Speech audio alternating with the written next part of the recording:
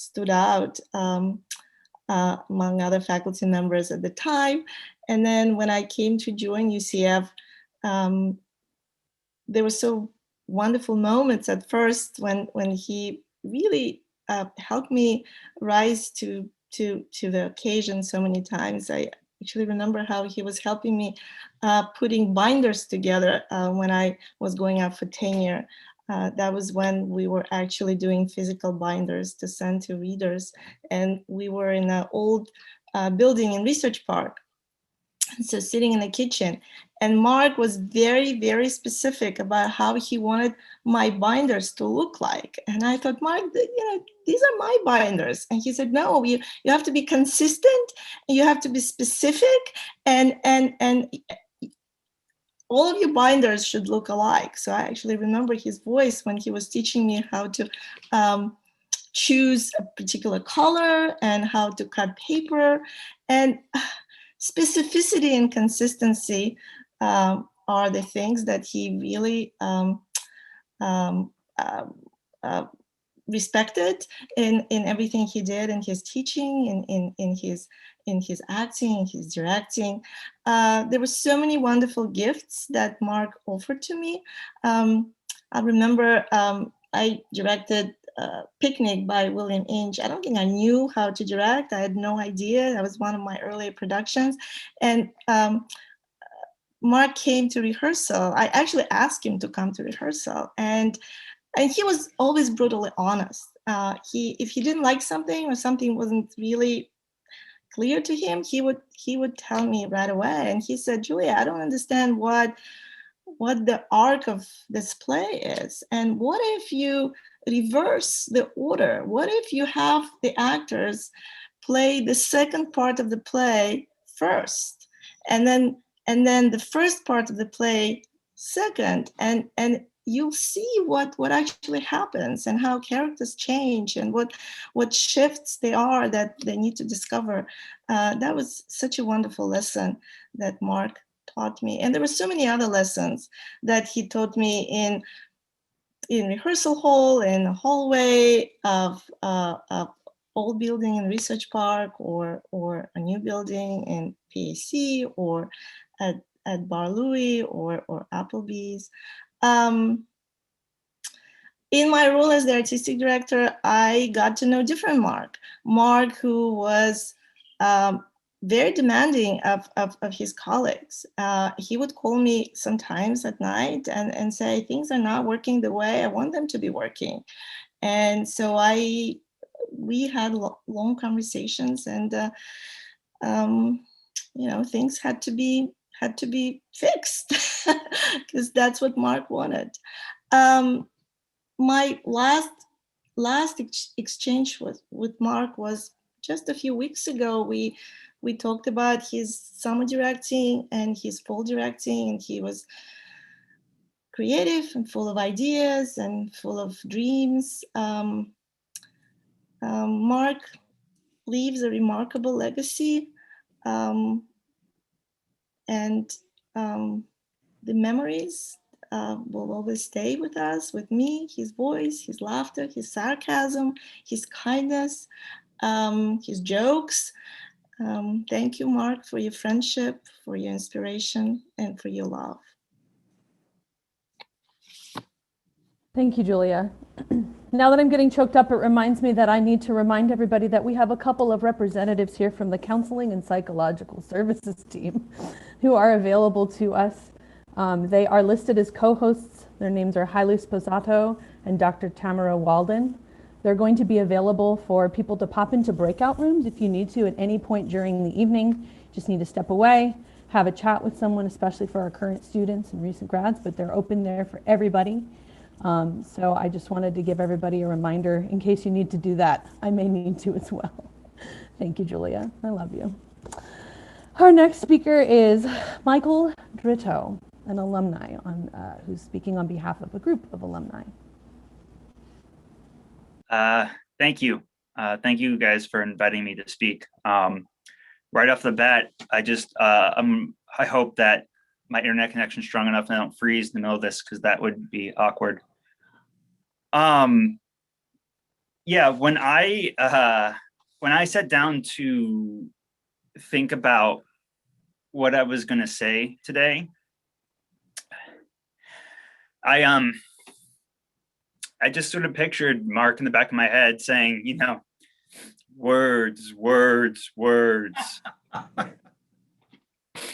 Because that's what he always said. You know, he was always saying that those were the tools we had as actors. And yet, as a student and as a friend, you know, I've sort of struggled to find the right words to say that have really that would articulate like the grief and the loss I've felt this week. Mark cared. Mark cared a lot. Mark cared a lot, and you would know it. If you were ever in his class and you were doing a scene and you did something terrible, you would find out that instant that it was bad. But that's, you know, that's just because he cared. It's the same way that he cared. You would find out if you did something wonderful in his class too. I feel like he was every student's #1 fan. Just like Michael said, you know, the one of his many mantras was always, it's about the students. Because, you know, Mark cared. I don't even need to like mention it really. Like all you have to do is look at the outpouring of love that's been occurring on his Facebook page over the last week. It's just absurd how many people have shared story after story after story of how they showed Mark caring for them. Some of the stories we all know because Mark also liked to repeat himself. But like if you think about that just means that he created this bridge over generations of alumni. And that's crazy if you think about it. A couple of years ago, I went back to UCF to take this stupid math class to finish my degree. And Mark reached out to me and offered me to live with him during that semester so that I wouldn't have to save money, so I could save money on rent. Like that's just a tiny example of how much he cared. A lot of people have been reaching out to me this week to see if I'm okay. And like, how could I not be? Because I had the privilege of having Mark impact my life. He made me a better actor. He made me a better student. And he made me a better person. It sucks that he's gone. But it was a fucking blast knowing him when he was alive.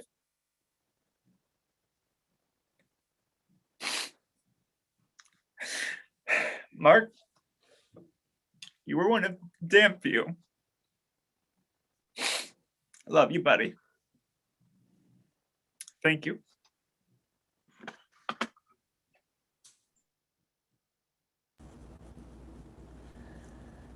Thank you, Michael. Our next speaker is Doxy, Mark's dear colleague for many, many years. On deck will be David Knoll.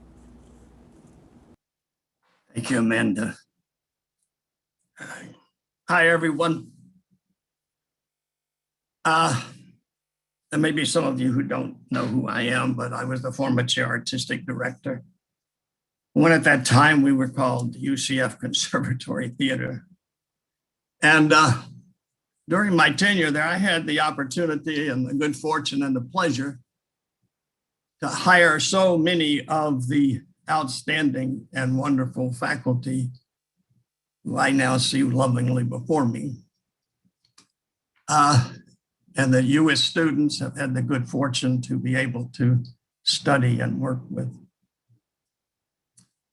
And that includes my dear friend, Mark Brotherton.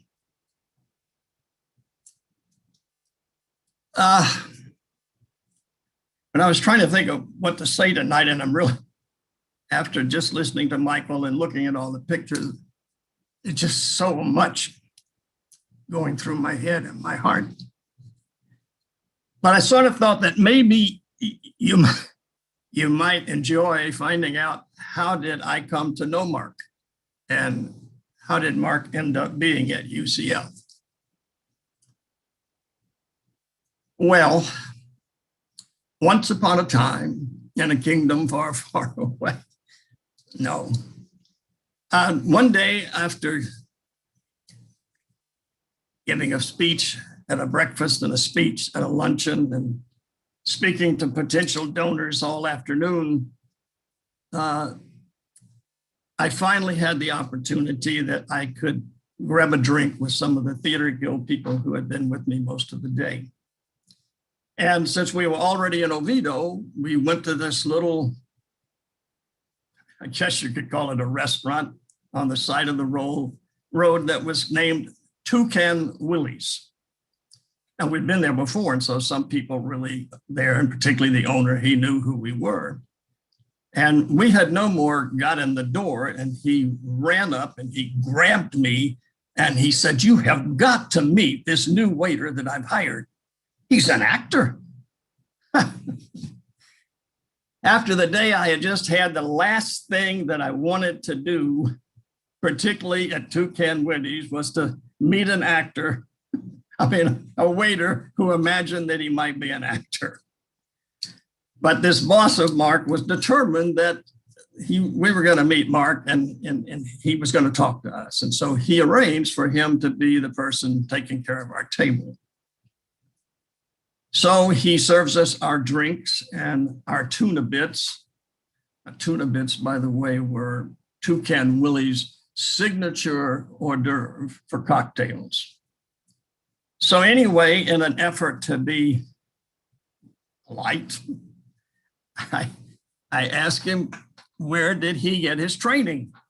I thought he would say something like Seminole or Valencia or someplace like that. But no, to my surprise and my amazement, Mark starts in that rapid fire, somewhat hard to follow, phrase only manner of speaking that he had to try to tell me something. And so after I could piece together that, wow, he has a BFA from SUNY. And then I found out he's got an MFA from Penn State. Now, I told you, we're in this little place called Toucan Willie's, and I would not expect to find someone like Mark Brotherton with those kind of credentials. So I continued to ask him questions, which he would try to answer as he's, waiting on tables, talking over his shoulder, carrying a tray, waiting on other people. And the more I talked to him and the more I questioned him, the more intrigued, obviously, you would become. When you first meet Mark, it's like, well, there's not much to look at first, right? But boy, as he begins to talk and reveal himself and you begin to learn the code of how he speaks, there's just so much there. So anyway, he explains to me that he was on leave from his position at the University of Oklahoma to take care of his mother, who was recuperating from some serious illness. And I thought, well, why not take a chance? And I said, well, Mark, while you're taking care of your mother and she's recuperating, would you consider maybe coming to work part-time at UCF? And he graciously said, I'd love to. I thought, oh, really? And I thought, of course, any place probably, even working at UCF, would have been better than waiting on tables at Toucan Willie's. So anyway, he came. And he was brilliant from the start. Students fell in love with him immediately. And he was just super. Well, sadly, we had a similar tragedy that we're going through now happen at that time. A very brilliant young director, actor named Jim Calley tragically died in his 30s, totally unexpected. And so anyway, with this sudden position that opened up unexpectedly, I thought, well, Mark, would you consider not returning to Oklahoma and staying on here with us at UCF? Thank the good Lord, he said yes. And then that began my all too short, fascinating, sometimes frustrating, and loving relationship that I had with Mark Brotherton, my friend and colleague. As you can see, I've not really fully processed the fact that Mark's not with me, with us. I'm still in that somewhat numb, disconnected stage. I guess that's probably second after denial. And so, yes, it's a very, very sad time for all of us who knew and loved Mark. He was such a gifted theater artist, such a wonderful, caring, and giving teacher. He was a mentor. He wasn't just a teacher. And he was a great friend. I can tell you this, we're all, and the world is a little poorer for having him passed. I can also tell you we're all the more enriched for him having been here. And so we will grieve and we will mourn. And then finally, we will have to do what Mark would want us to do. And that is to celebrate the life that was Mark Brotherton and the gifts that he shared with us. I miss him. I love him. And yes, Mike Druno, he was one of my few. All of those people you're standing and sitting here before me, I love you so much too. You've all been so much a part of my life. Filled me with so many wonderful memories, wonderful times. I'll never forget you. I love you. So please, please, please take care, stay safe. God bless.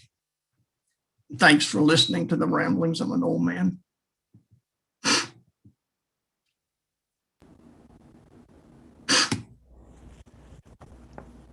Thank you, Doc.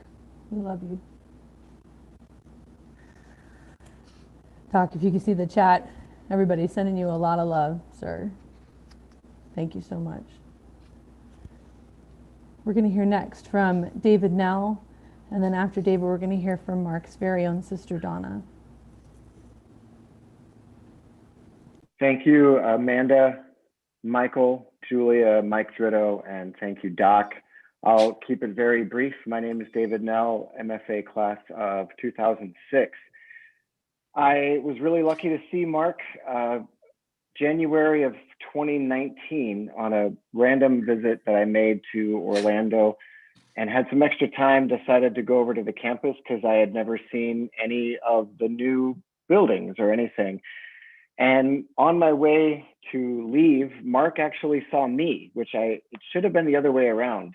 I mean, I look at the 300 plus people here and these students, why would he recognize me or my face? It should have been me, but that speaks to who Mark was. I would like to just share a few words. Mark had a lot of favorite authors. I thought I would share some words from John Steinbeck. First, from The Pastures of Heaven.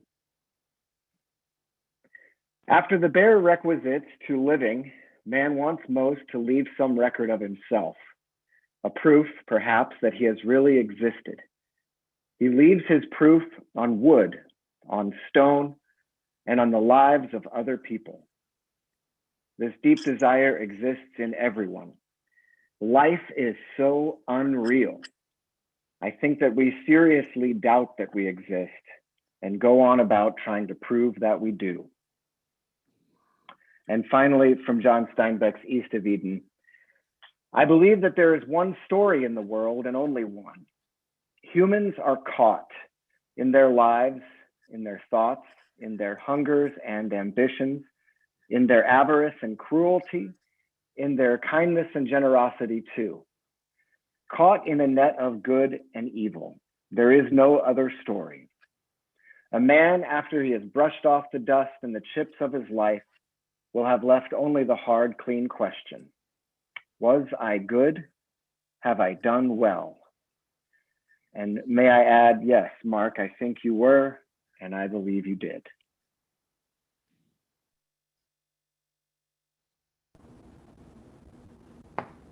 Thank you, David. Before we spotlight Donna, I want to take a second on behalf of everyone here to thank you, Donna, for keeping us all updated on what was going on with Mark. Your posts meant a lot to a lot of us, especially throughout the last couple of days there, so that we could get him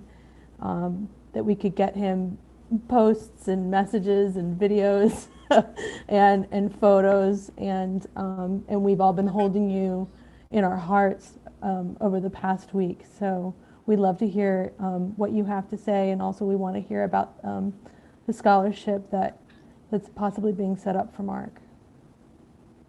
Okay, well, thank you very much. I really appreciate you putting this memorial service on. You know, we knew him as my brother, my husband's brother-in-law, and the kids knew him as his uncle, their uncle. I wore this hat because in reading all the comments, whoops, you know, he has a lot of hats. And I saw in a lot of comments, he was always just saying, have fun. So this is the hat I chose to wear. Let's see. You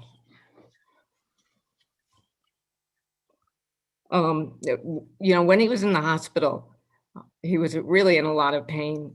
But the night before hospice, you know, he was lucid, and we were able to read a lot of the comments. My husband and I, we took turns.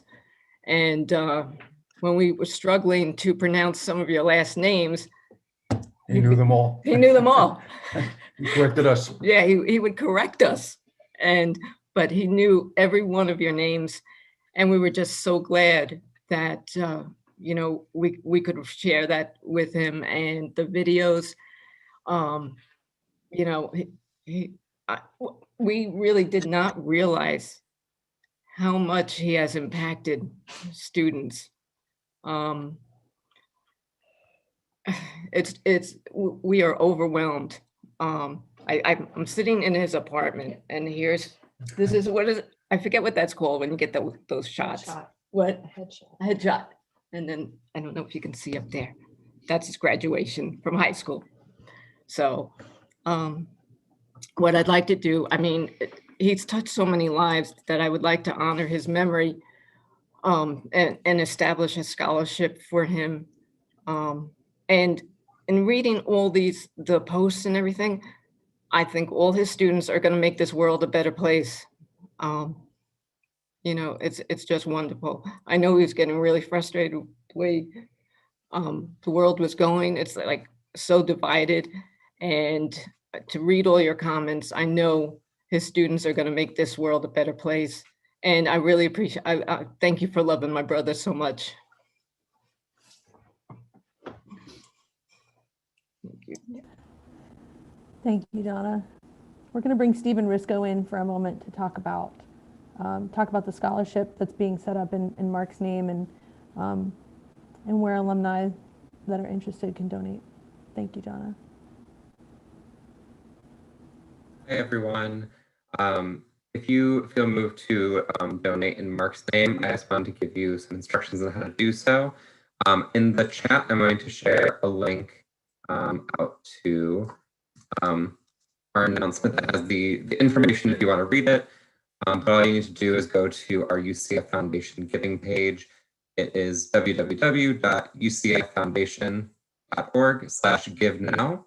When you get there, there's a search bar and you can search for theater, and theater department will come up and you can select that.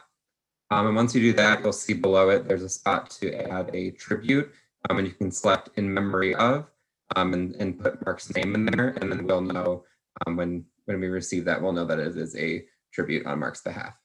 Thank you. Thanks, Stephen. Okay. We have one more planned speaker and then we're going to open up the floor. So I'm breathing the way Kate Ingram taught me to breathe because I'm feeling a lot of feelings. If you would like to speak with the entire group, if you'd like to say a few words and have a couple minutes, please send Stephen, who just spoke, a private message. We're keeping a shared document so that we can see who's interested. Give him a little bit of info of who you are, faculty, alumni, what class, are you a friend from elsewhere, etc., just so we can introduce you. Before we dive into that, I'm going to hand it back over to Julia Listengarden, who's going to talk just very briefly about some ideas about some events to honor and celebrate Mark's life, maybe potentially coming up next fall.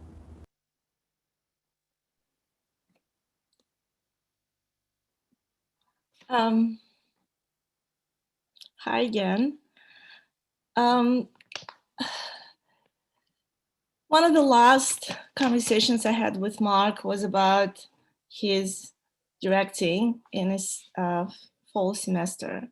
And we went back and forth, and we got a lot of suggestions from the student selection, season selection committee. We were particularly looking to do one acts. And so we talked about Pinter, we talked about Beckett, we talked about Ionesco. And then Mark said, I really would like to direct John Patrick Shanley. It's been a while, he said, since I directed Shanley a number of years ago. Mark directed Doubt. And then he said, Kate directed Savage in Limbo a while back. It might be a good time for Shanley to come back. And so we selected 3 one-acts by John Patrick Shanley that Mark was going to direct in the fall.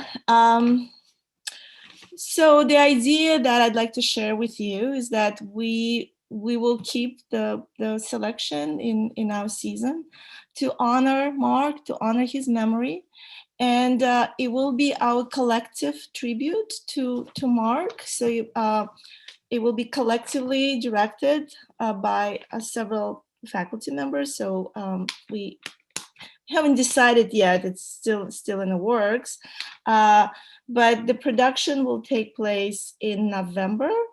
It will open on November 12th, and it will be our tribute to Mark Brotherton. And we're planning to have an in-person celebration of Mark's life on the opening night of John Patrick Shanley's plays. So we will have more information to share, but that's what we have right now. Thank you. Thank you, Julia. Okay, so we're gonna open up the floor. We have a list started already to give you all some time to message Stephen if you're interested in speaking. I'll go first. I was told that I was asked to do this because I could quote unquote keep it together, but I make 0 promises. So I had the privilege of working alongside Mark when he recruited me to help organize and arrange music for and music direct a summer stage season in 2007 and 2008. Interestingly enough, I wasn't in Mark's classes, and so Mark became one of my mentors because he was never responsible for my grades. So we could basically tease each other and make fun of each other, and I could fight back, right? Because he couldn't fail me, which was always super fun. That summer, Mark had this great idea, and you all know Mark, when he gets a really good idea that's unique, it's like he would not back down. He had this idea that we would do these shows, but we would do this showcase between the shows, and everybody, and this was the beautiful thing, that everybody, we were going to do it so that the people who were like in the ensemble would have a featured moment, right? And so that everybody would get a chance to shine, and that's why it was called Summer Spotlight, by the way. Because it would give everybody a chance to be spotlighted. And so we spent so many hours at Applebee's. I don't even think the years that I was at UCF at the quote unquote tech center that I had even been in his office, but to grab a play. We were always at Applebee's working on that script, and we would be there with beers and like all of the scenes. And back then I didn't have finale, so I couldn't make sheet music, so I would cut the music and he would spill a beer on it, and I would be like, Mark, that's measure 5 through 13, what are you doing? Well, he'd say, well, just cut it, we don't need it. That's transition. So we would just go back and forth, and once, and he had these ideas where he would take he took a Shakespeare speech, All the World's a Stage, and we set it to the showcase, and it turned out to be brilliant. And when he told me about it, I was very skeptical, and I let him know that. And I said, I think it's going to be corny, and it wasn't corny, it was gorgeous, and he was right. Okay, he was right, and I told him he was right, and then he made me do it again the next summer. So I begrudgingly told him it was right. Anyway, I found out Mark was sick right before I went into rehearsal, because I am a college professor now, and Mark, my first class's instructor of record, was a stage, speech, and voice. And Mark was my supervisor, which you could imagine was rigorous and hilarious. So I found out right when I went into rehearsal, and I couldn't help but just sit in my own university's theater thinking, like, Mark, every time I talked to him, he just said, I'm so proud of you, so proud of you. And I just had to, there were a couple moments where I was coaching a student, and all I could think of was, like, every day something that Mark or Kate or Earl or Steve taught me, teaching to other students. And so I just felt the tangible reach of Mark's work in what I do, like as a vessel. And I know it sounds corny, but I really felt that way. And I found out that he passed when I was on a break from rehearsal the next night too. So it was the same thing, that like, I was like, well, now you're in the room. So now you're right here. Now you're right here. And now I'm really nervous because now I feel like he's really going to correct me. I'll close with this. I always came back to Mark when I hit a rough patch, professionally and personally, because I knew that he would give me really direct and sound but loving advice. When Mark gave you a compliment, you just felt like you were the only person in the room. He really knew how to give a compliment. And he told me, when it starts to feel like work, when it's not fun anymore, then just stop doing it. And I thought that was ridiculous at the time. I was like, what, am I going to quit? I'm not a quitter, I'm a Wanza. And it took me a while to figure out what he meant was either make it fun, re-infuse the joy, or get out of that situation. Put yourself in a situation where you can marry the work and the joy. And it made me realize, as I was reading all these posts, that he did that he really saw students. So he continues to inspire me as a student. And he really continues to remind me that when it feels like work, it's our job to re-infuse the joy and recenter ourselves on why we're there and what's important. So I'm devastated, but I also, again, I feel like he's over my shoulder now here in Kennesaw. So correcting every pronunciation that he can. Thanks for hearing me out. So I'm looking at our list. We have about an hour as a big group, and then again, we're going to have breakout rooms We're going to have breakout rooms for everybody to hop into and continue drinking and talking and crying into the night. But yes, you can start saying, I'm not a quitter, I'm a Wanza. You're welcome to steal that. My pleasure. We'll first start with, if you're ready, Daniel Pickett. And on deck, we will have Dee Quintero and Ed Marie Montes. You'll have to forgive me for how I sound. I'm losing my voice, which is ironic because Mark was my voice and diction teacher back at the University of Oklahoma. But one of my favorite Mark stories, I was a friend of Mark. I was a student of Mark. I was privileged enough to be a co-star of Mark in a production, and we were in a show written by another faculty member called The Immigration of Adam Kurtzik, and it was nominated for Irene Ryan's. And so we got to take the show on tour, and we were going from Oklahoma to Lubbock, Texas. And we were just driving all together down to Lubbock, and we stopped at a Bonanza, which is a steakhouse. Mark, of course, being unwilling to stop teaching, made us all refer to it as Bonanza instead of Bonanza.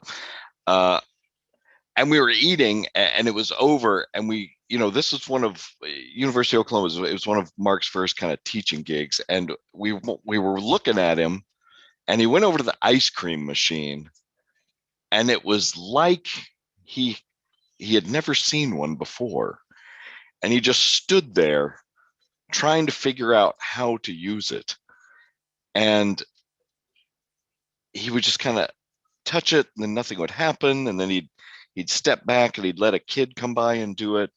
And we were just, the whole cast at some point is gathered watching him from afar, staring at what to him looked like alien technology. And so for the rest of the trip, we called him Starman, after that Jeff Bridges movie, where he comes to Earth and understands nothing. And it was so funny and strange to see Mark just, he was so put together in the university setting, but just out in the world sometimes he just didn't have a clue. And that was so delightful. And that show for me, I was like a 19-year-old kid playing this 80-year-old Jewish man, and just felt so out of my league. But watching Mark and just being with Mark, and Mark coaching me, but just watching him perform in that show just put me at ease, and gave me so much more confidence than I certainly was having at the beginning of that process. It's exactly what everyone said. He was your biggest cheerleader. You always knew where you stood with the guy, and he just lit up a room. You looked forward to his class every single time, and he will be absolutely dearly missed. So here's to you, Starman. Cheers. Thank you. Cheers. Next up, we're going to hear from Dee and Ed Marie, and then on deck we have Tan. Hi, Tan. You're going to be after Dee and Ed Marie. Hi, everyone.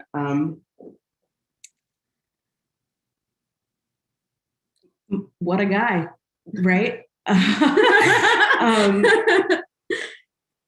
From the first memory that I have of Mark Brotherton is from our first day of the BFA in Voice One. And Voice One was important to have a voice in. And I had none on the first day of school. And we were all sitting in a line and introducing ourselves, and a croak equivalent to like Scuttle from The Little Mermaid came out of my mouth. And the first words that Mark said to me was, you're not gonna do well, huh?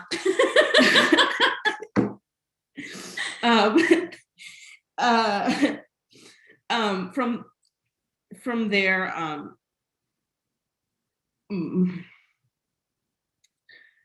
Mark Brotherton became single-handedly one of the most important professors in my life.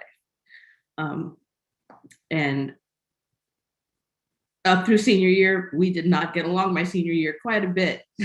And after graduation, a couple months had gone by and I could not handle not having that man in my life. So I just sent him a text and said, I'm back in town and we're getting here and we're done fighting now because I don't know what to do next. My summer job is over and I need help. I don't know what to do with my life. And every stutter step I took after that, every lesson that I needed to learn outside of the classroom was always with a round of beers, figuring out what to do next. And when I decided to start teaching a couple years ago, I really didn't know what to do. And my first phone call was Mark. When I didn't know what to direct that year, my first phone call was Mark. And just literally a year ago, that man was helping me prep for grad school auditions and figuring out life. And when I spoke to him a little over a week ago, it wasn't about him, even though I was asking him what he needed. If he needed anything, he said, nope, I want to see you over a round of beers talking about your future. And that's just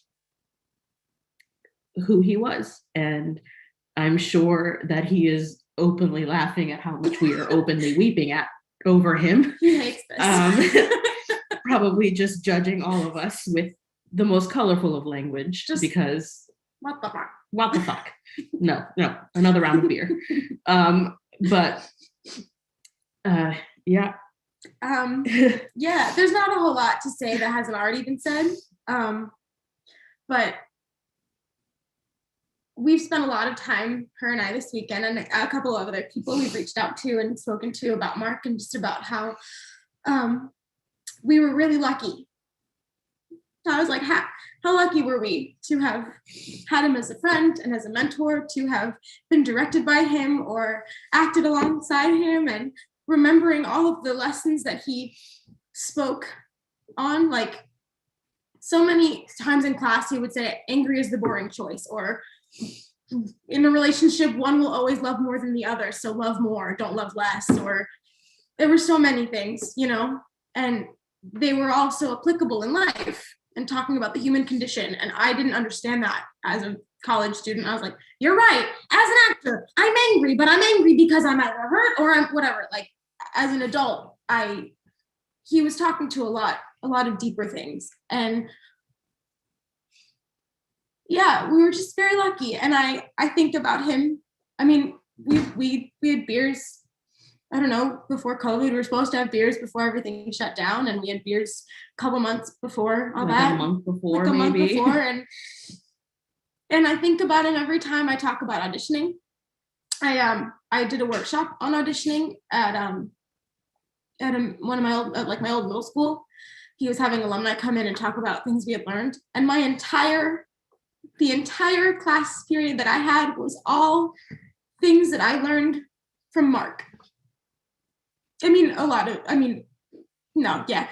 say like 95% of the things were things that I learned from Mark, except for how I dress. And even then, I probably got that from Mark too.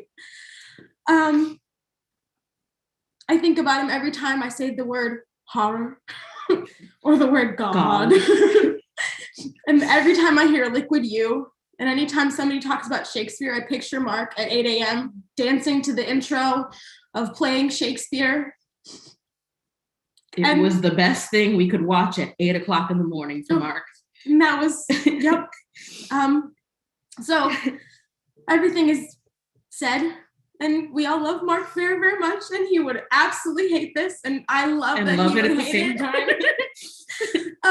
So I just want to toast to Mark, because to me, fair friend, you never can be old. Cheers.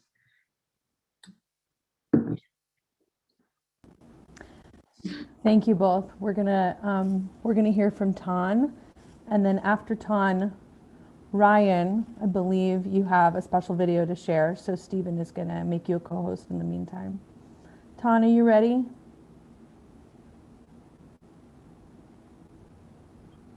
Yes. Hi. Okay. I'm talking to Mark, this letter I wrote to him. Dear Mark, I remember the first time I came to Orlando. You picked me up from the airport and took me to a restaurant for dinner. I will never forget your smile when I met you.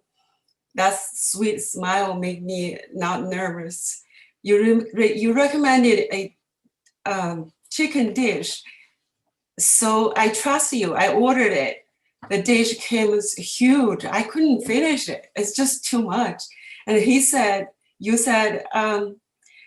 can pack it up, the leftover, and bring to the hotel and then eat it later.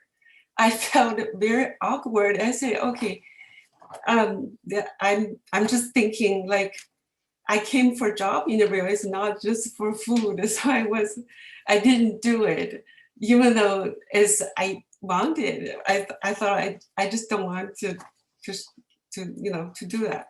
Since I joined the UCF, Mark and we worked together for a total of 24 shows, productions with you. As a director or as an actor, I enjoyed so much working with you, Mark. I was encouraged and inspired. Your work ethic, humor, knowledge, and talent were constantly on display.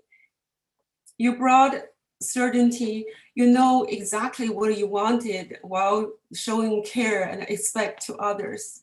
I remember the conversation we had during the costume design meeting on the production Steel Magnolias. You told me that you wanted one of the actors to look more sophisticated. I got to learn that word from that then, how to speak, say sophisticated. You told me to thinking about Lenny Harris and Julia Lessingard. They always dress up very so I really paid attention to Lenny's dress and Julia Lessingard, Julia. So as I use them as a model to design how to create a sophisticated character, clothes they wear. I did pay, each time I think the word sophisticated, I think of Julia, really, even today. What he wears every day to get inspired for my costume design. During the production of Pippin, you played King, the character. I made a goatee beard for you, for your character. You told me that you sweat a lot, and I may need a strong glue to hold it on your face. I purchased a stop sweat spray for you, but it didn't work. You said, Tom, I will put it on the beard just for you to take the production photo of it. Because during the runs, I will not wear the beard. I will put another, have the beard on. I really appreciate it so much for your support and letting me take photos of the beard. I consider myself as a lucky one to have a colleague like you, warm-hearted, respectful, and care for others. You were a great mentor for our students. Your guidance helped them towards success. But you're also a good mentor for colleagues. I mean, Julia talking about it. I mean, me as another example. So I never forget the moment Mark is really leaning down on the floor because I was organizing my folders on the floor. So he came, he helped me, he leaning on the floor in the old research part of that office. He helped me to organize, he's like told you, Julia. She said, okay, you have to use this color. Each section, you have to have a divider page. So I have to do the totally the promotion tenure folder completely, 4 of them. I completely redid it, followed his order. I really deeply touched by it. So you touched many of us hearts. I never told you that you were one of the best models for faculty for whom I admire and follow. I use you as a model for discipline and to encourage myself. You inspired me to be a good educator and be a good colleague to others. I am sharing my secret here. I love your handwriting. Really, I love your handwriting. I actually imitated your handwriting quite a bit, but mine will never reach your level. Each time I went to work, climbing up outside the staircase of the PNC, I saw you sat on the stairs, checking your phone messages. When I passing by, you always smile and say, hello, hello, hello. So it's what a wonderful way to start my day from there. Mark, I miss you. Your spirit will always live in my heart. Love you. Thank you, Time. That was beautiful. Next up, we're gonna cut over to a video that Ryan, are you all queued up to be a co-host and ready to share, Ryan Gilreath?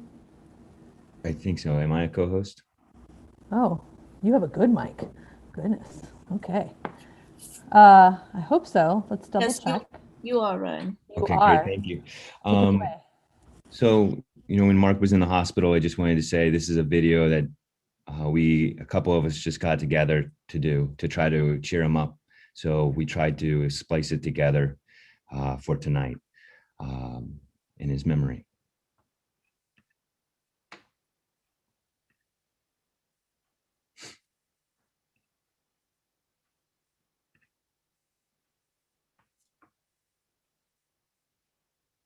And, and every time he would tell the story, and I would be like, oh, he's going to go into the bit about the natural again. And I did not care because he said with such passion every time, and he was so committed to it, and you could tell that he was passionate about it. And it's just such an admirable quality. People repeating stories other than Mark, it's not an admirable quality, but when Mark does it, it's I could listen to him tell the same story over and over again for the rest of my life and just be in awe and just listen to that man tell a story. The audition could be 8 months away, and he was talking about it and this, and he was sharing the video. That's how I direct now. I'm the same way. And he can't watch the show when it opens, and I can't do it either. It's totally there's no control. Once open night comes, he would run outside and smoke. He'd be like, "How's it going in there?" He would not be able to watch.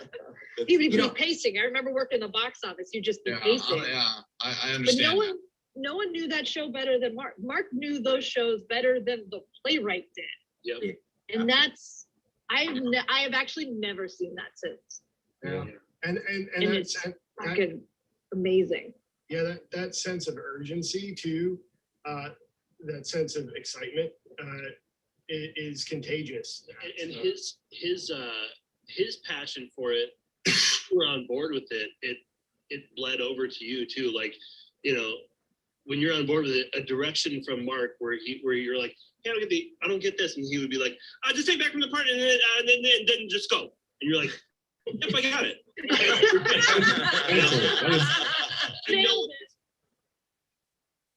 That Mark taught me so much beyond the art of theater, that do the work was, that became my mantra and still is in everything I do. And I learned so much more drinking beers with him at Wackadoos, or later it was the Moat for us, than in the classroom. And it's just, yeah. Very rare too, don't you think, to get the direction, but then also to just feel totally comfortable in this incredibly kind and gentle environment with zero ego, where you can actually be yourself and the best of you can actually come out, because because he's also super encouraging. Yeah. Well, and Oh, there you go. That's great. Your ego is so perfect, Heather. Like, that's so spot on. and so supportive. You know, I think, and I remember all the things that Mark taught me as far as acting goes, and but I think probably what I took away from him the most, and what I currently do day to day, was this sense of no ego, servant leadership. I mean, there was peer. You know, there was. He felt like he felt like us. He didn't feel like He was a peer. Yeah. We were working together. So it was Ray and Lone Star, the younger brother, and I had no idea what I was going to do really. And he said, "You got to think simply. This is the way you think about this guy. There's good, there's very good, and there's bad." He said, that's the way he approaches everything in life. He said, if you approach that with this guy, you can do anything, any choice you want, and I won't tell you no. And that freed me up so much as someone who was so suspicious of feeling like an imposter of like my own potential. That freed me up for the rest of my life as an artist, that one moment. Him saying to me, you know, when it comes to love and the challenges and the struggles and stuff that comes with love, you only have two choices. You can either love less or you can love more. And I think about that all the time. You know, he not only taught us about acting, but he taught us a lot about life. Yeah. And you know, in doing so, he sort of curated how we can communicate about love with each other to this day. You know, I think what we have, you know, testament of us all being on a call together right now, like 20 years later, is a testament to him curating that. And Totally. It's kind of shocking in a way to realize that at this point. But in 1996, when he showed up, I believe, and I don't know the story for sure, but I believe he was waiting tables. He was. Yes. Doc found him. Doc found him. That says everything right there. That's like, you know, we got a guy who was waiting tables, came in, took that performance department by the reins, and turned it into this. I mean, this is just a fraction of the lives that he impacted. That's what I've been thinking of over the past couple of days. It's like, I know how I feel about him, and I know how you guys feel about him. And now you extrapolate that from Oklahoma, Pennsylvania, Florida. This man has impacted thousands and thousands and thousands of lives, and he just doesn't understand it. I don't think he gets what he means to people and what he's done to people. I think you're right. He always was present. It wasn't just something he taught as an actor. Like, hey, you're an actor. You need to listen to your scene partner. When you spoke to Mark, whether it's about a show or audition or an annoying teacher or trying to get a role or what the fuck the future was going to look like, he was there. And he was present and he was listening to you because he cared.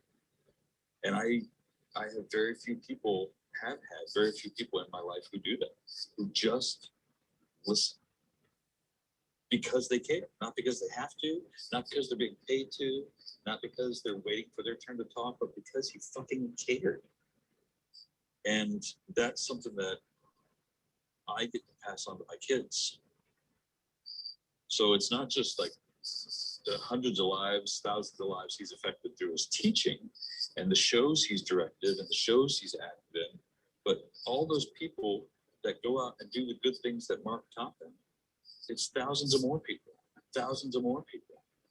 And then you start talking about generations that this one man did just because he made the choice to be present when you were speaking to him.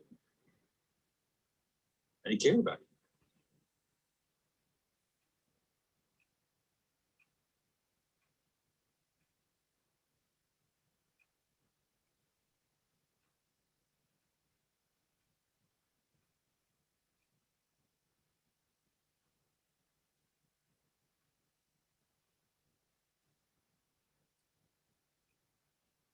Thank you so much, Ryan. Yes, we're all applauding.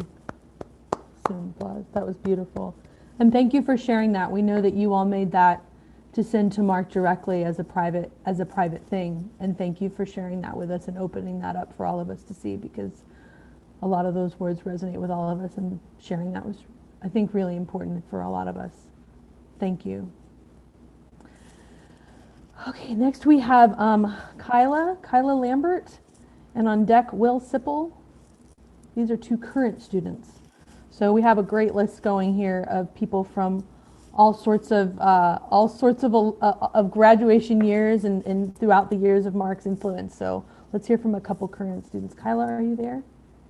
Hello, I'm Kyla Lambert. Hey. I wanted to speak today about Mark because I've had him for the past 4 years.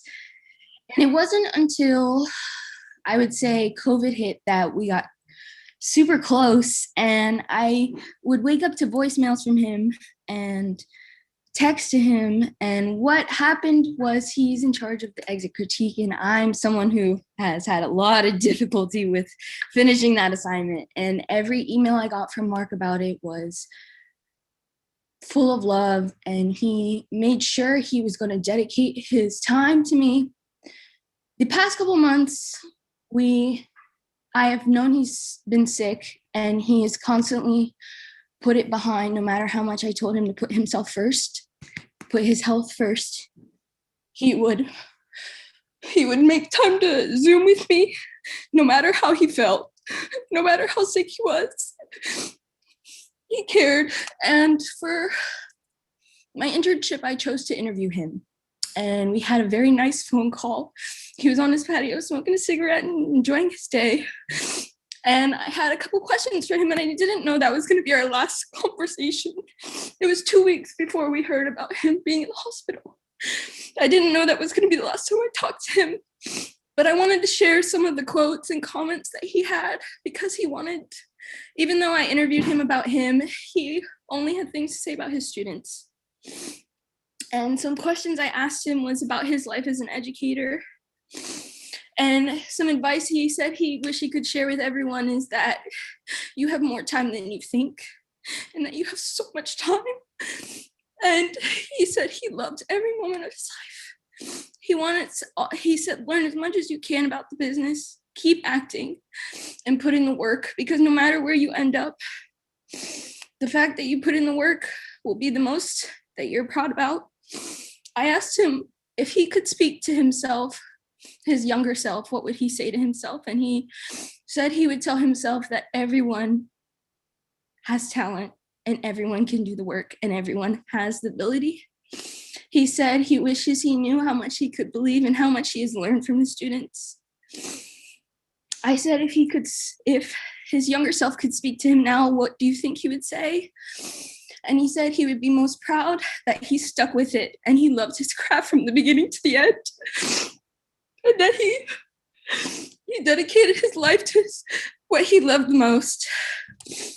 I asked him what the pandemic had done to him and what he missed the most. And he said he missed being in the classroom and seeing his people work. He missed the students. He missed communicating. He missed being able to touch them and be closer than 6 feet. And he misses the company of others and watching what they could bring to life and being amazed by what he never knew we could do.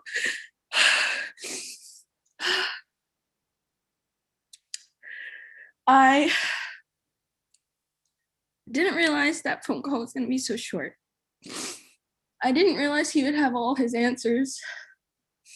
And even though I felt bad, because we all know he was never not one to take his sick days. And we always knew him to just be a regular thing. I didn't know how sick he was. Even though we never got to finish the paper, I can say I'm not upset about that. But I can say I'm glad I got to speak to him before he went, and that I have his voicemail still on my phone. And I can hear him say my name with so much love and care. A man who learned my name and wanted to know how to say it right because he wanted to make me feel loved. And I just want you all to know that he died loving you all very much. He left knowing he was loved, and he left knowing his work will be carried on. And thank you guys for letting me speak. Thank you, Kyla. You did good. You did very well. It's hard. It's hard to breathe through it. You did great. Next we have Will Sipple, and on deck will be Jarrett Poor. Hi, I didn't prepare remarks, so forgive me if I ramble. Mark was and is my hero. From very early in my time here, I said, yeah, that's who I want to be when I'm 50. I just want to I really appreciate seeing all these people who've known Mark for years and years longer than I have. I'm a junior at UCF. And it's amazing that he's had the same impact and the same beliefs that I can listen to a story someone told that he did 15 years ago and go, yep, he said the same thing to me. So I just want to share a couple of situations I had with Mark over the last 3 years. First is after he left us. We closed Scaramouche and Naxos yesterday. And we set up that after the show, Peyton Sohn would say some nice words about Mark, and we would dedicate the show to him. And I'd been talking with some friends about, even though he was a genius and a remarkable man, Mark hated when people told him how great he was and how humble he was. And Peyton said that, and we were all crying. We were all leaving. Sammy Pontello turned to me and said, Mark's up there somewhere going, well, that was a fucking bummer. So I met Mark when I had just come to school in 2018. And I had, in truth, no real good theater experience. And I was very afraid and very nervous of what college would be like. So the first time I actually interacted with him was the callback directly before classes started.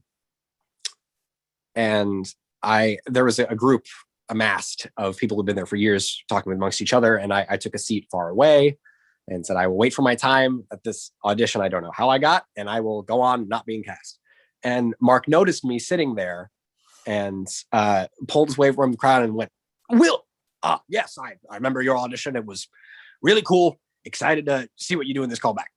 Come over here. And he pulled me into the group and got me involved. And what he did with that show, which was 2018's Of Mice and Men, is he said he'd always wanted to do a show where he got to have a group of understudies go on for a scheduled show because he thought they were just as talented and deserving as the main cast. And he said, well, finally, a show where everyone's wearing overalls and I don't have to bug the costume department to make something nice. And he gave about half of my freshman class an opportunity to perform right at the beginning of our career.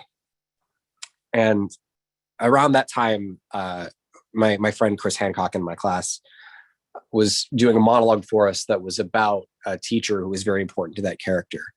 And there's a line in it that reads, he told me I was good before I was good.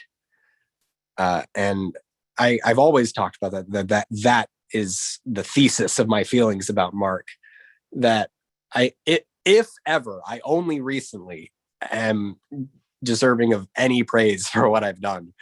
And Mark, from the very beginning, when I was a scared little kid, has always believed in me. And he's believed in everyone who stepped in his classroom, even if they didn't believe in themselves. The last time I saw Mark in person, to my knowledge, I may have seen him in class afterwards, but there wasn't anything special happening there. He said, Will, I need to go to the airport for KCACTF. And I don't drive, or at least not that far. And I don't want to pay an Uber driver. I would rather hang out with one of my students. So he paid me $50 to drive him to and from the airport to go to KCACTF. And this was some 8 months before he was supposed to be doing Much Ado About Nothing. And he came in and wanted only to talk about that show and his ideas for how it would be done, even though come December of 2020, he would be completely wrong about how it would be done.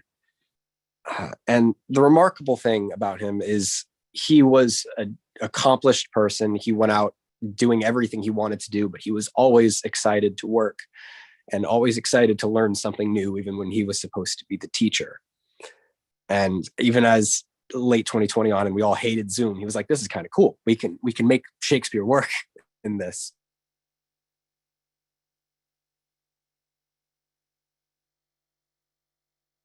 Up until the very end. He was teaching 2 classes this semester, and I was in one of them. And the last time he taught that class, I think, was Thursday, 1 week before he passed. And he did, in fact, where he usually taught his class smoking on his back porch, he did teach that one lying down in bed. And he was a little slower than usual. His speech was slurred. His usual 10-minute smoke break was a 15-minute break to pee, which he thought was very funny. And I brought in a sonnet that day that he said, I used to think this sonnet was really simple and kind of dumb. But he said he stayed up the night before reading everybody's work and what they were going to do to get ready. And myself and Jessica Lang's work that he was doing, he said, these 2 were kind of cool because I didn't really get them, but I really tried to learn something new. And he said, I think I have some new ideas for what these might mean and ways to play them that are not from a place of hate, from a place of loving someone so much that you hate to see them go.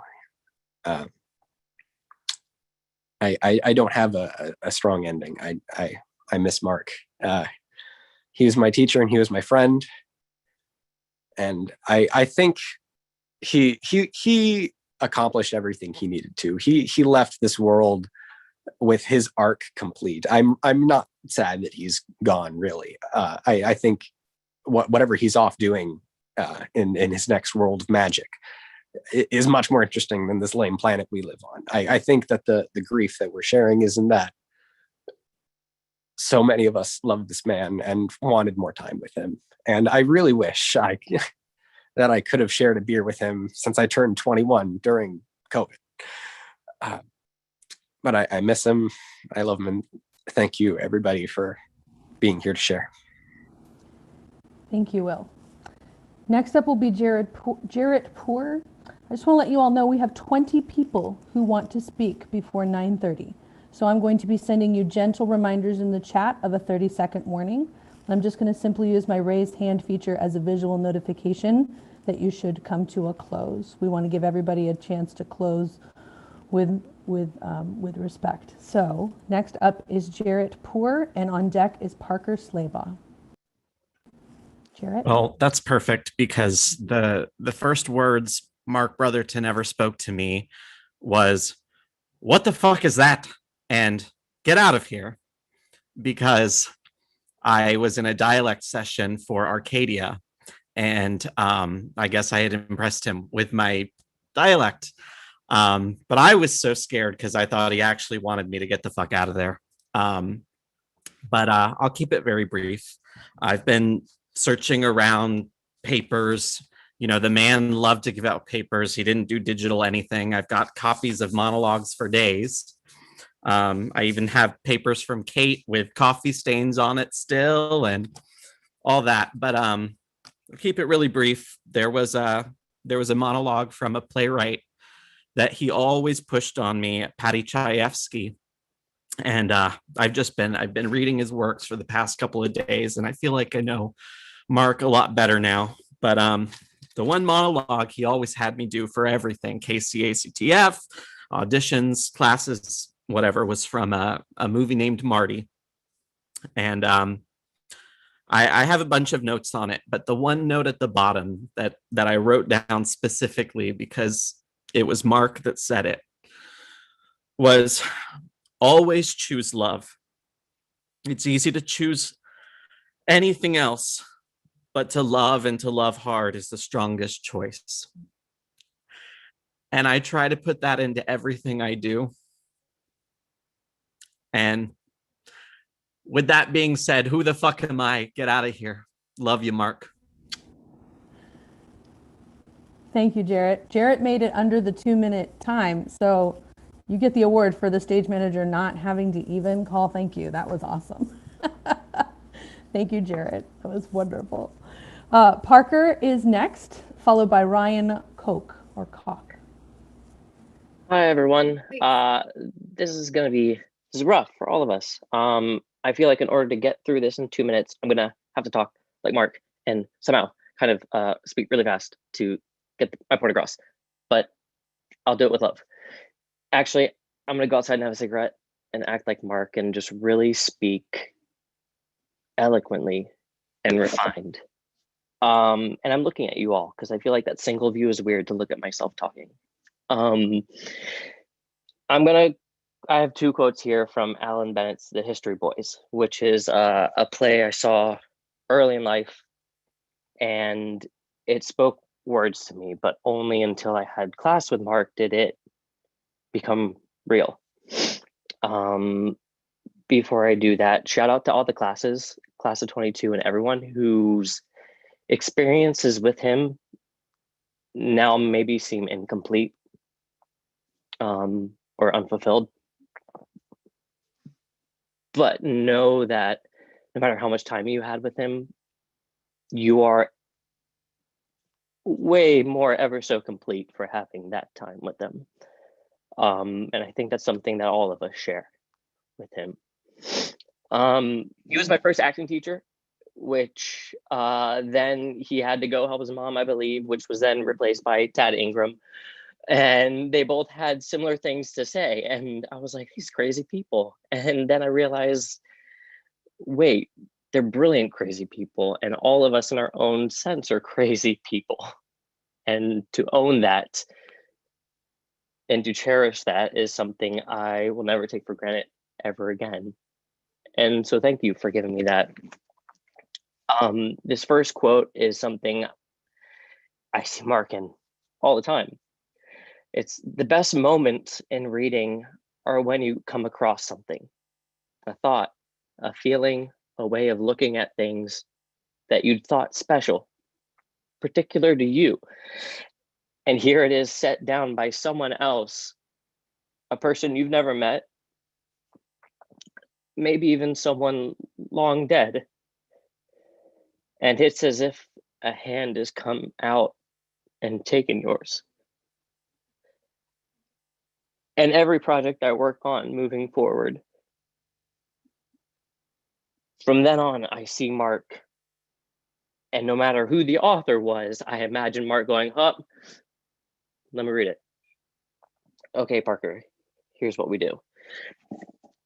And the second quote is something I think for all of us teachers moving forward, all of us actors who tell stories, who try to make the world a better place, something that Mark did every second of every day, no matter who you were in the hallway for a split second or beers for hours afterwards.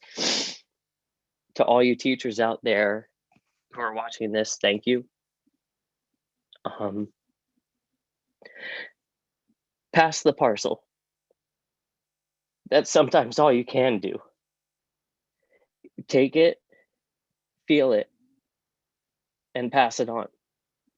Not for me, not for you, but for someone, somewhere, one day. Pass it on. That's the game I want you to learn. Pass it on.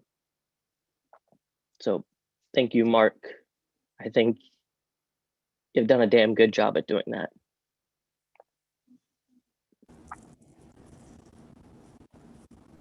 Thank you, Parker. Next up is Ryan, and on deck is Eric Uloa. Hi, everyone. Where to begin with Mark, you know? But I'm just going to get into it because I know I'm limited on time. But whenever I think of Mark, I think of him as just like everyone's personal cheerleader, like my own little personal cheerleader, just like on my shoulder, just like go, go, go.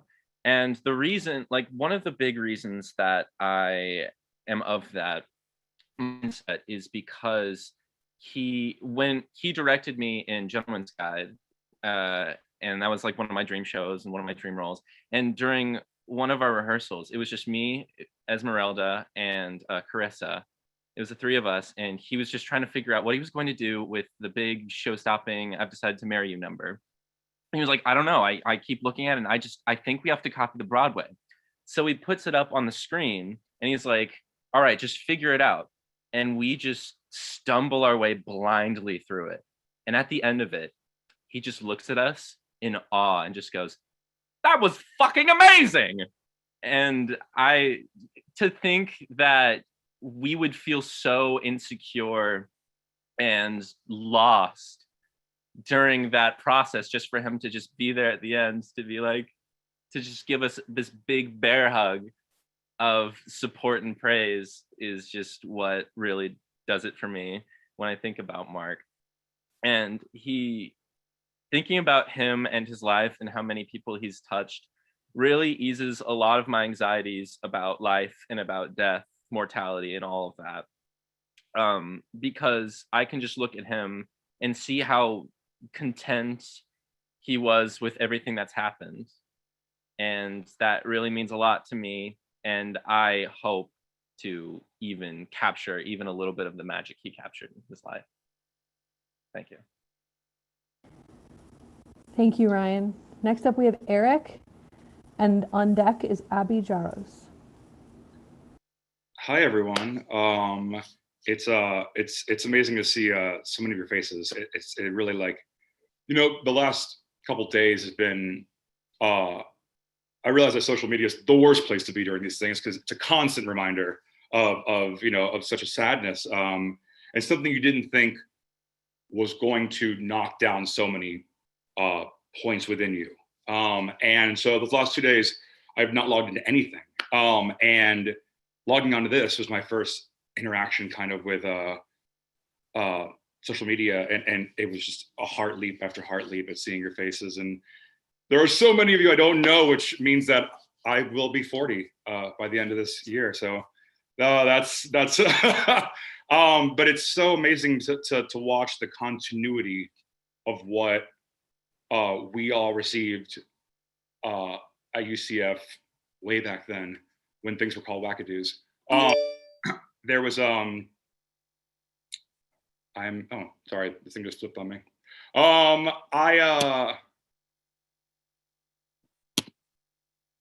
I still on here? Oh, there we go. Sorry, this whole thing just flipped on me. There's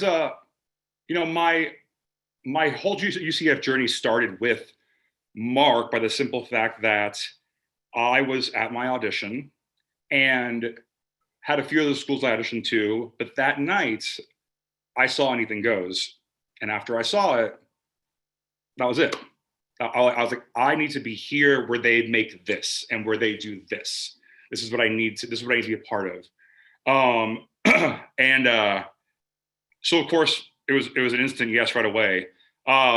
My very first few days of school, I had, I remember Mark from my audition. I remember he directed the show there. I remember I somehow got corralled into Daniel Robbins, and I forget who it was, blurry college memories. And Mark came up to us and invited them to lunch, and I kind of became a part of it, which when you're a freshman, that is the coolest thing possible. And instantly I was so intrigued because I had never met somebody that talked faster than I did, or brain spun faster than I did. So I was just sitting there at, I think it was Wackadoos then, it could have been Locos, I'm not sure what it was. Whatever had the copyright infringement had to change. And I sat in amazement over Coors Light and a chicken sandwich at this man who spoke so fast and thought so fast, but spun out such interesting knowledge. I started theater very, very late in my life. I started theater when I was 17 years old. College, to go to school for theater was a last minute decision, and something that, so I was literally cutting my teeth in this for the first time with my classmates who I thought of as brothers and sisters, with my professors who to me became parents, people that I looked up to, people that I thought they are here to, I am here to learn from them. I'm here to get to, all I can from them and give them as much as I can. And, Mark, my freshman year,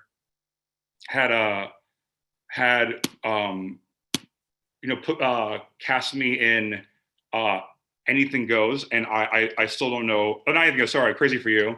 And I still could not figure it out because I did not know how to tap at all. And I just went in there, did a horrible combination, but I bought a Hawaiian shirt at the Goodwill so I would stand out and just smile a lot. And he took a chance on the guy that really wanted to learn, that really had a passion for this and said, I don't know what I'm doing, but please hold my hand and we'll do it together. My specialty in my degree was musical theater. So I didn't have Mark as a teacher of mine. Our paths, didn't cross as much as that. But my senior year, he had, through Lanny, she, brought up, I think you might like the other side of things in directing, or, the way you are in directing class. Have you talked to Mark about the advanced directing class? Something I never thought of. And Mark, I went to have lunch with him and he brought me into it. And I was in the class, and that was, as I said, like, that was the seed of literally what I do for my life now. He taught me what happened on the other side of the proscenium. He taught me that, to see a new perspective, to see the full vision, to understand how to tell stories in a different way. All of it. And these last 2 days sitting back and just thinking about it and not logging into things and reading things, it's been so much clearer that so much of it is Mark. So much of everything. The fact that, Mark was very clear about that you could be a great artist and not be a dick, and just be a good person and be a kind person and spread kindness and care about people, and know, like he said, and we said in the chat thing, it's called a play, not a serious, which I love and I use all the time. When it stops being fun, why are you doing it? And, my career truly, and it compounds more every minute I've been sitting here, has so much to do with Mark. And I had not been back in 14 years. And when I came back in 2018 to see the play down there, I desperately searched for Mark. Like, I went through the entire building, which I didn't know the new building existed. I was over Research Park. I went over the new building. And when the whole top floor, the whole bottom floor, the building next door, could not find Mark. Heard he was working on a DI Sing. Went to the theater, could not find Mark for days. And my last day there, I was leaving the back of the theater. I thought, well, shit, I'm not gonna see Mark. He's literally the one person I was not gonna see. And I was walking around the back.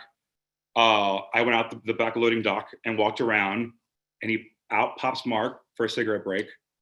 And I remember, and I wrote in this thing that he just turned, and like, in that way Mark gets when he's so proud of you, that glimmer in his eye and that smile, and he just went, "You're published." And like, and it was just those, that was everything, Of course, I'm asking him questions about himself in the show. He wouldn't answer a single one, as he always did. He loved all of us so much. He loves all of us so much. And I think in the what we've learned tonight in this, and are keeping on, and we keep learning, is that we have Mark, as only artists can. Mark is immortal in a way. He lives in all of us, and everything we do, not just in our art and how we create, how we perform, how we write, but in the way we are as humans, the way our souls work. We have Mark in it. We have no choice. So it's pretty beautiful to know, like, he will live forever. Mark will always be there. It's so apparent how everyone talks. You can't help it. He's a part of you forever. So thank you all. Thank you, Mark. I went over my 2 minutes. I'm so sorry. That's okay. Thank you, Eric. It's good to see you and good to hear your voice. Next up, we have Abby Jaros. On deck, we have Colton Butcher, and then Courtney Morse. How magnificent it is to have known someone so great, and therefore to experience such a great loss. That's what I just have to keep telling myself these past few days. I sit here in denial. Hello, this is Ernie. I sit here in denial so much about this. crazy enough, the day I found out Mark was going on hospice, I actually texted him that morning because I was on the phone with my mom and he came up in conversation. And I said, you know, I remember complaining about being in biology class in front of Mark once. And he looked at me, he goes, we don't need any more dumb actors. And that comes up so often and it's so funny. And so so much has been said on this age of social media, which is so beautiful. And I have to say, a lot of my actor friends up here in New York have seen so many beautiful things about Mark that he still lives on. He still is reaching so many people he didn't even personally know. And I think there's so many beautiful things to say about everything. Obviously, I second, third, and fourth everything everyone said. But he has left such a footprint on this earth that will be here forever. And to me, I think a lot of us who are not in the UCF area, this was very sudden. Mark and I talked many times a year, but we hadn't talked in a few months, which is why I wanted to check in with him. And so I will say, unfortunately, last year we also lost a colleague, Yanni, and it was very sudden. And Mark and I played phone tag around that time. He was looking for information on Yanni at the time, and I'm so glad we played phone tag because I have this beautiful voicemail from him, and it was reiterating something we had said to each other. And he said, you're right, Abby. We must tell each other that we love each other each and every day. So every text I've gotten from him, he signs off, I love you today and every day of your life. And I just want to sit here and say to all 235 of us who are here, I love you today and every day of your life. And Mark led with love. And we are so lucky to have experienced that. So I love you all today and every day of your lives. Thank you so much, Abby. Next is Colton Butcher, then Courtney Moores, and then Vandy Wood.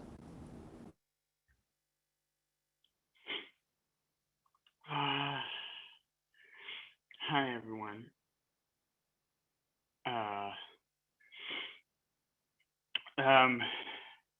This has been really, really, really fucking hard.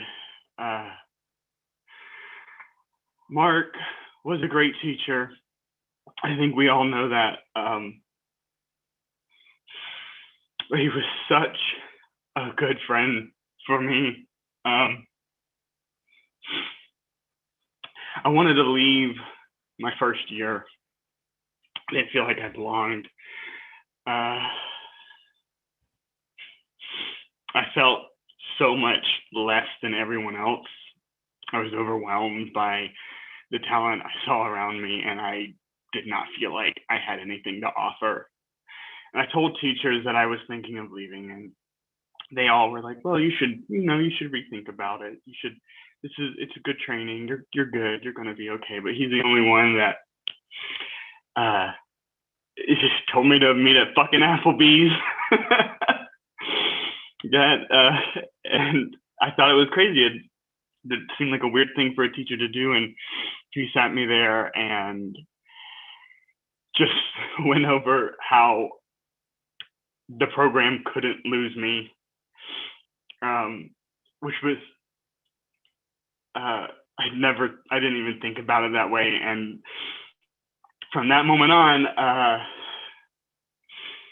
I knew he was just going to be such a good teacher, but he went on to be such a great, amazing, amazing friend.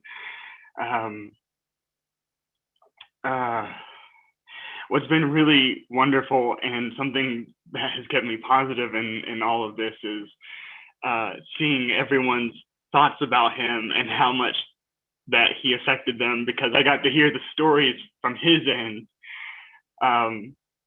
Like Abby, I got to hear everything about rehearsals for Kiss, everything. And I always wondered how much the students knew he loved them. Because I don't know if he ever said that. I don't know how much he ever told them, So seeing everyone talk about that and address that, it's been pretty amazing.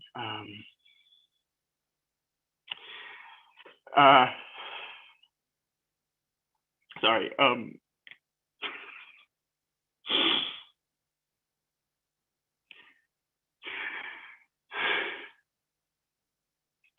One of the things throughout the years that just has helped me going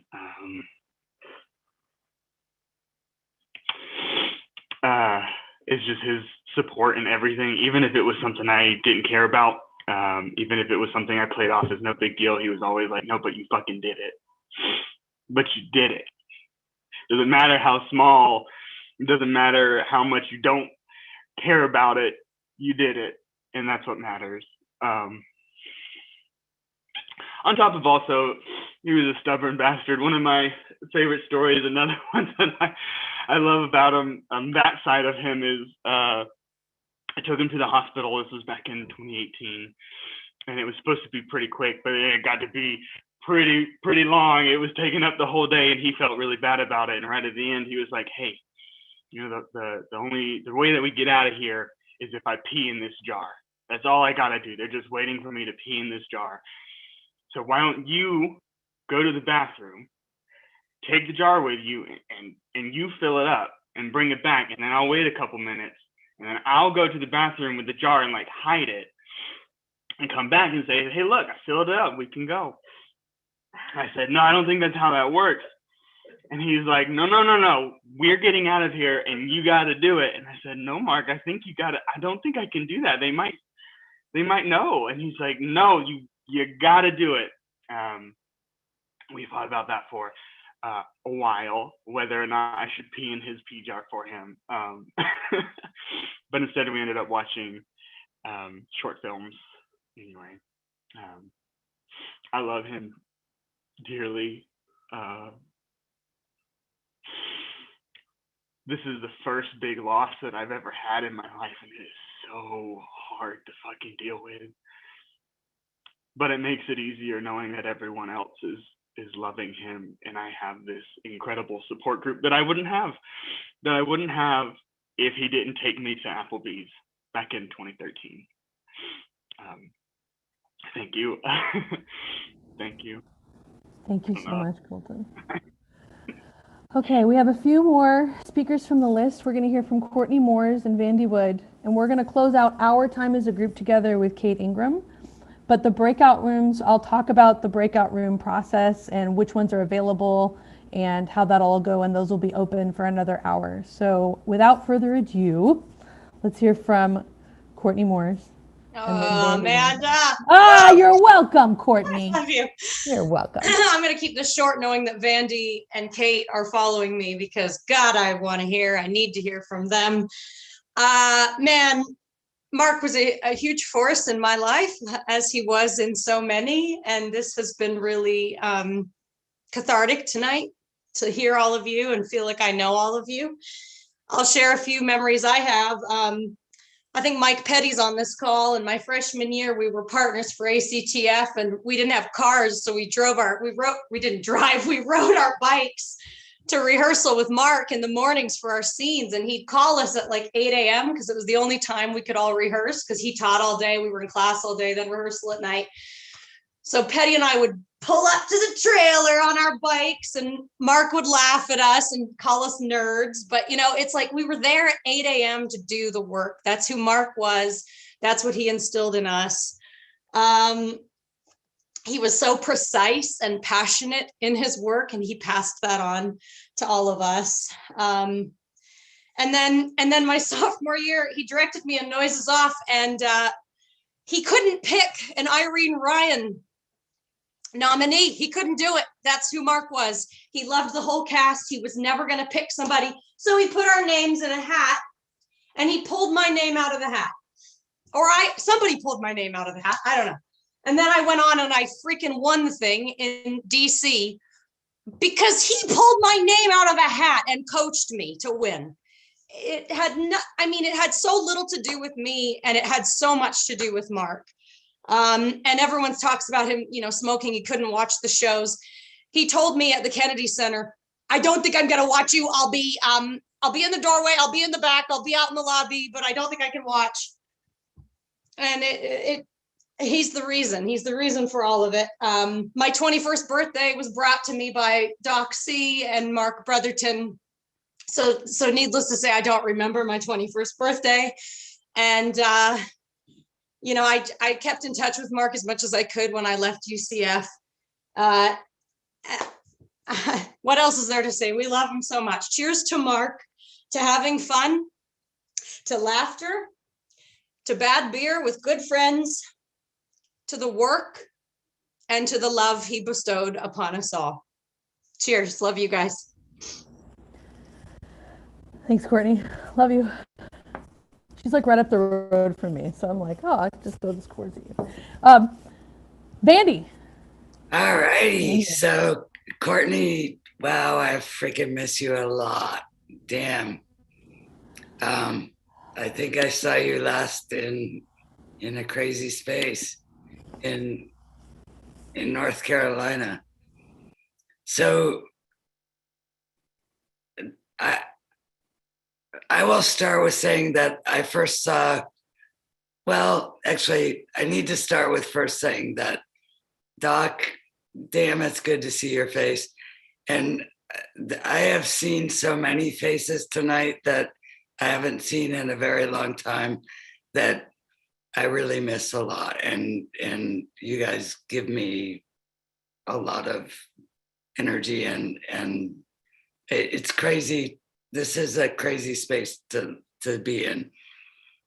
And I think Mark would appreciate that. Like this is our last 20 years.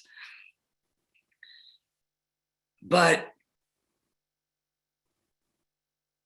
I want to say something and I want to take it back later that I had the best relation. Well, I met Mark I knew Mark when he was 17, when I was 17. He was at SUNY Purchase with me. We didn't know each other, but I knew of him. We overlapped by a short, like year and a half. He was older. But I noticed him and we spent a lot of time smoking and drinking, talking about our time at Purchase.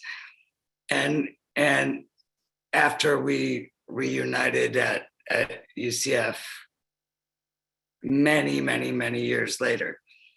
But there's something about, like when I see the pictures when he's a kid, like I remember that Mark. And I also remember this Mark. And I always remember that the light in his eyes and the love in his heart were always the thing that touched me so much. And the other thing I will say is that because I was a smoker and a drinker, and this is the thing I'm going to take back later, Doc and Mark and I spent a lot of time between things, enjoying each other and really getting to know each other. And the way I'm going to take it back is I'm going to say that I finally quit smoking after smoking for most of my life. And I don't know yet how to replace what that community is, because that's how I got to know Mark so well. And you guys talk about drinking and smoking with Mark or like, it's not about that. It's not about the drinking and the smoking. It's about you're creating community and you don't need that thing. But what we need is a reason to do that. And Doc, I freaking love seeing your face. I'm weeping every moment. It just seeing you on my screen. I need to see you in person as soon as I can. but I don't know, like, I would like to just put out that question to everyone.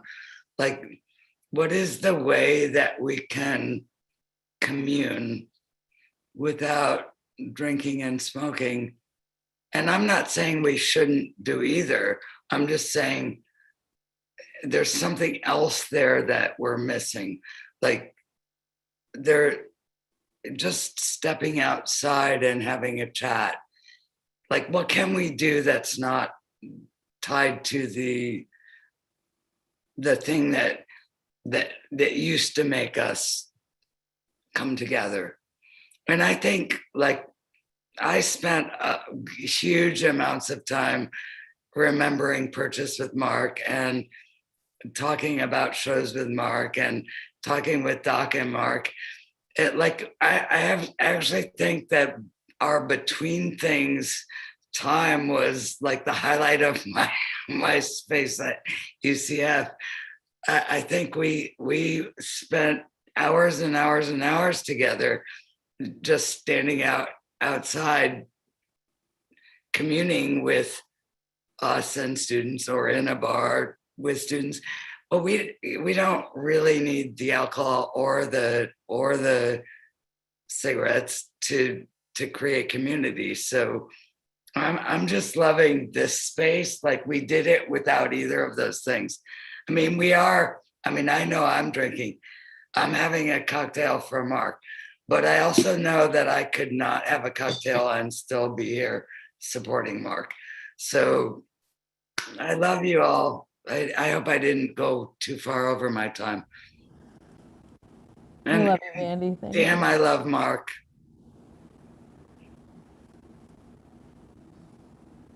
Thank you, Andy. It was an excellent message, and it's a great point. How do we continue to connect in ways that are safe and healthy? And I think that's something we've all gotten a chance to ponder in this time. Thanks, Vandy. Love you. Miss you. I miss you too. Y'all. All of you. It's time for Kate Ingram. It's time for Kate. Hi, am I on? You are on. The mic is hot, Kate. Okay, thank you. Oh gosh, You are hot, Kate. I am so moved by all of you, hearing all of you, seeing all of you. And Vandy, here's something that maybe could substitute for alcohol and cigarettes. Maybe it could be the IPA. It would be like International Phonetic Alphabet and pronunciations. I mean, that would be really something to chat about, you know. And then you could just take a pencil and think about it and write things down. I'm game, Kate. Okay. Train me. And you know, I love seeing Doc too, but you know, Doc has these stories, and I have mine. Doc thinks he hired me, but really Mark did. My story is that I came in 2001, and somebody sent me to Mark's office, and we talked about my background, and then he said, well, you should probably meet the chair. And so he took me in, and I said, hi, hello. I didn't say Doc then, it was Dr. C, but really, Mark hired me and told Doc to hire me. So I really do have a lot to owe Mark. I'm just gonna, if you don't mind, I promise I'm gonna be short, but I have so much history. I gotta read you this list of shows that we did together, right? Started with Look Homeward Angel, with Doc and with so many of you students. That was like my welcome to the department. It was beautiful, okay? We did 5th of July, Gin Game, Steel Magnolias, The Visit, Cabaret, Leading Ladies, Doubt. I'm just saying this in case we work together. It was Who's Afraid of Virginia Woolf? Oh my gosh, here's a story. Okay, so Mark and I, we love words. That was our bond. We loved words. And we had 2 nights to go with Virginia Woolf, and he's backstage with me, and we would run lines all the time because, oh my God, so many words. And he goes, okay, 2 more. And I said, no, 6. And he goes, what, have we been extended? I said, no, 2 times 3 acts. We've got 3 acts in every show. And we just laughed because there were so many words. Also, Good Boys and True, Spring Awakening, Boeing, Foreigner, Patent Leather Shoes, Reflecting Up, and then I directed him in Merry Wives and was Misalliance, and oh God, was he fun to direct too. But I think so many of you have reached out to me. I've loved all the emails and texts that I've gotten because you know how close I was to Mark, and Taddy too. But I just wanted to close with, to me, the most appropriate Shakespeare lines to say farewell. And maybe he was his own kind of that paradoxical character, right? Hamlet. And this was the farewell to Hamlet. Now cracks a noble heart.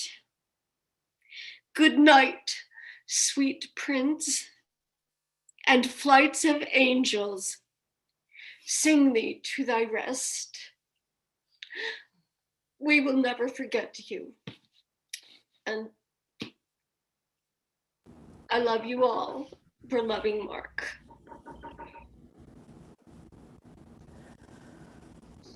Thanks, Kate. Thank you, Kate. I love you so much. Tad, the ultimate hype man. We love you both. Now I get to tell you all about breakout rooms, so you can go continue hanging out in some smaller groups.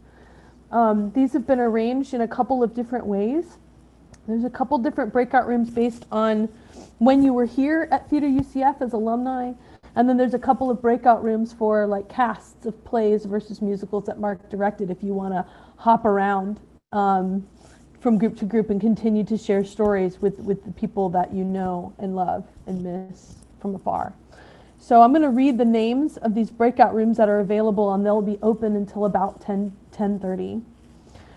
Again, before we kind of all part ways, thank you so much to Michael Weinstein, Julie Listengarden, Stephen Risco for organizing and planning tonight's event, and for Stephen for doing a lot of monitoring, etc. Breakout room, there are 2 breakout rooms for counseling services, so they're called Counseling Services 1 and 2. The rest of them have fun names that we came up with in regards to Mark and the shows that he worked on, as well as things that he said. So one room is called The Damn Few. You know who you are. If you don't know what that means, don't go to that room. Okay. Noise is Off, casts of plays that have been directed by Mark.